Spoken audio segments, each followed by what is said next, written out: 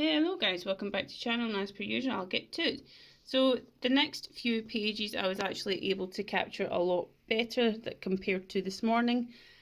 So sometimes that happens where I find that I don't manage to get any of them, or I managed to get them out of the bag. It's first thing, I don't know, but yeah, this morning it was a hit and miss this morning, to be honest. So I'm not going to give myself any excuses, I just need to try and get it from the get-go. So first sketch 3 minutes 10 seconds, second sketch 3 minutes, and the third sketch 2 minutes 20 seconds. And all three sketches, there are elements that I really do quite like. Some of them I don't. Like the eye here, there shouldn't be that many lines over here. I'm trying to keep it quite minimalist, but I do like the rest of the features in this one. The second one, it's slightly too sharp in the jaw, and the third one, the nose is far too bulbous, but I do like the eyes.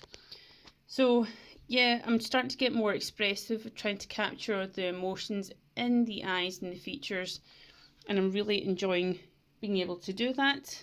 And I shall see you next time. Let me know what you think. Thanks guys.